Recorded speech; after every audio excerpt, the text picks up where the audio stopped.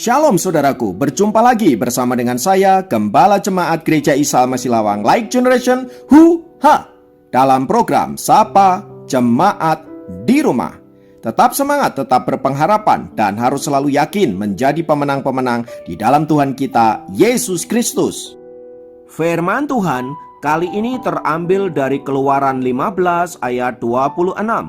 Keluaran 15 ayat 26 berkata, firman-Nya, jika kamu sungguh-sungguh mendengarkan suara Tuhan Allahmu dan melakukan apa yang benar di matanya dan memasang telingamu kepada perintah-perintahnya dan tetap mengikuti segala ketetapannya, maka aku tidak akan menimpakan kepadamu penyakit manapun yang telah kutimpakan kepada orang Mesir, sebab aku Tuhanlah yang menyembuhkan engkau. Saudaraku, konteks dari ayat yang baru saja kita baca adalah orang Israel telah berhasil keluar dari tanah Mesir dan telah 3 hari lamanya mereka berjalan menuju ke tanah Kanaan. Itu berarti sebentar lagi mereka telah sampai ke negeri perjanjian itu. Namun setelah mereka sampai di Mara dan mendapati bahwa mereka tidak menemukan air, kalaupun ada air rasanya pahit, mereka bersungut-sungut dan marah kepada Musa. Musa dianggap sebagai pribadi yang paling bertanggung jawab karena memang Musalah yang membawa orang Israel keluar dari tanah Mesir untuk menuju ke negeri perjanjian. Tindakan bangsa Israel ini tentu saja direspon oleh Allah. Sebab sesungguhnya mereka bukan marah kepada Musa, tetapi marah kepada Allah. Sebab Allah lah yang menyuruh Musa untuk membawa orang Israel ke tanah perjanjian yang dijanjikannya sendiri kepada nenek moyang Israel. Karena Allah yang menghendaki demikian dan Dia sendiri yang memerintahkan demikian, maka Dia bertanggung jawab sepenuhnya atas apa yang terjadi terhadap orang Israel. Itulah sebabnya saudaraku, kemudian Tuhan menyatakan kuasa dan mukjizat-Nya, sehingga air yang pahit di Mara itu diubah menjadi manis dan dapat dinikmati oleh orang Israel. Yang perlu menjadi catatan penting dari peristiwa ini adalah sikap bangsa Israel yang baru saja melihat mukjizat yang dahsyat dan luar biasa. Tepatnya 3 hari sebelumnya, mereka melihat bagaimana Tuhan menenggelamkan tentara Firaun dan bagaimana mereka dilepaskan dari cengkraman musuh. Semua itu terjadi di depan mata mereka, dan tentu saja itu adalah hal yang dahsyat dan luar biasa. Tapi tampaknya itu tidaklah cukup untuk membuat bangsa ini percaya sepenuhnya bahwa Allah bertanggung jawab terhadap hidup mereka. Ini menunjukkan bahwa pada dasarnya bangsa Israel adalah bangsa yang tegar tengkuk sejak semula. Oleh sebab itulah saudaraku, di Mara itu Tuhan kemudian memberikan ketetapan-ketetapannya dan peraturan-peraturannya dan menguji bangsa itu apakah mereka berpaut kepada Allah atau tidak. Bahkan di situ Tuhan mengatakan begitu jelas bahwa jika mereka mendengarkan suara Tuhan yang diperintahkannya, lalu kemudian melakukannya dengan benar, maka Tuhan berjanji untuk membebaskan mereka dari sakit penyakit yang ditimpakan Allah kepada orang Mesir. Itu artinya orang Israel tidak akan pernah terserang penyakit apapun yang pernah dialami oleh orang Mesir, karena Tuhan yang akan menjagai mereka. Dan inilah janji Tuhan kepada mereka. Tetapi jika kita melihat fakta sejarah bangsa Israel sampai pada zaman Tuhan Yesus, kehidupan bangsa itu tak luput pula dari apa yang namanya sakit penyakit, bahkan lebih mengerikan dari sakit penyakit yang menimpa orang-orang Mesir. Pertanyaannya, mengapa hal itu bisa terjadi?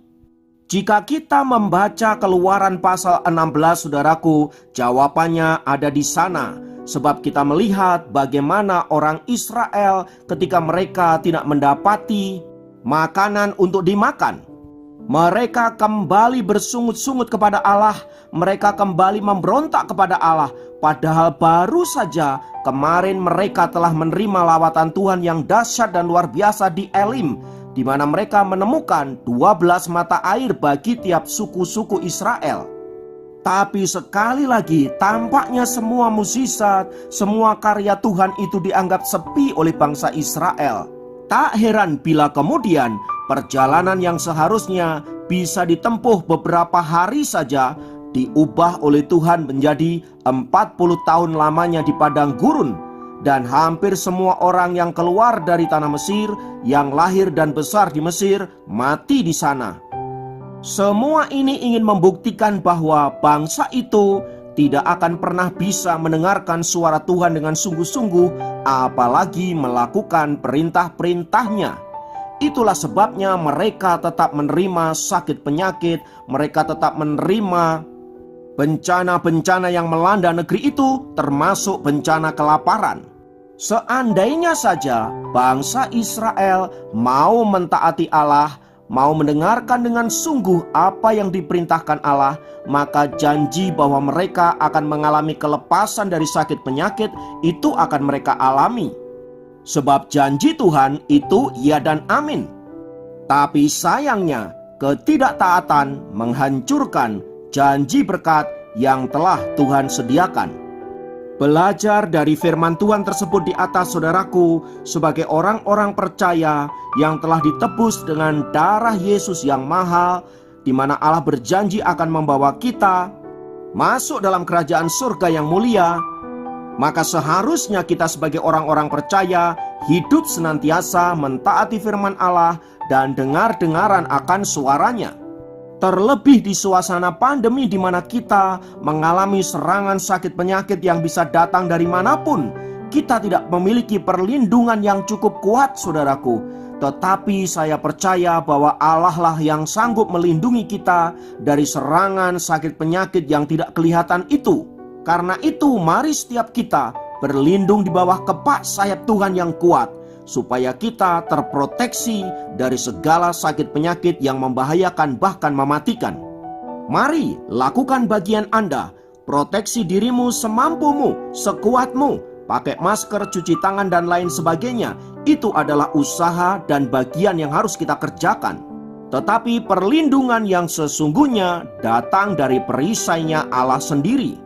Dan ingatlah senantiasa bagian akhir dari firman Tuhan di dalam Keluaran 15 ayat 26 tadi yang berkata, sebab aku Tuhanlah yang menyembuhkan engkau.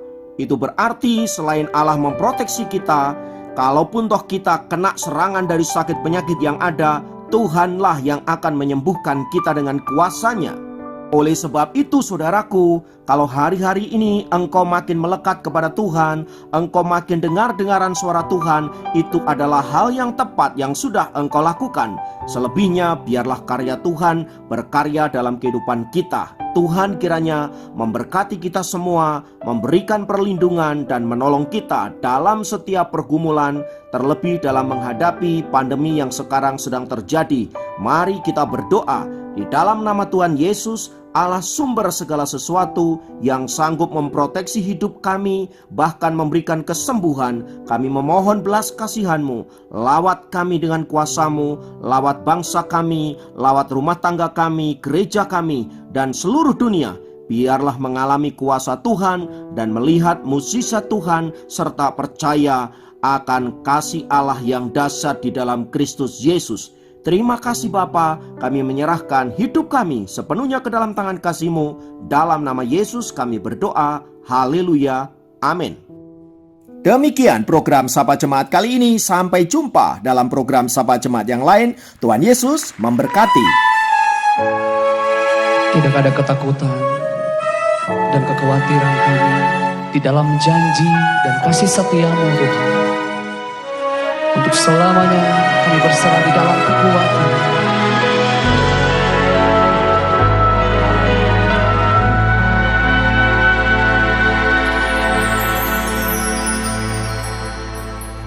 Sungguh besar setiamu, Kau nyatakan bagiku. Kau Bapa yang selalu mengerti isi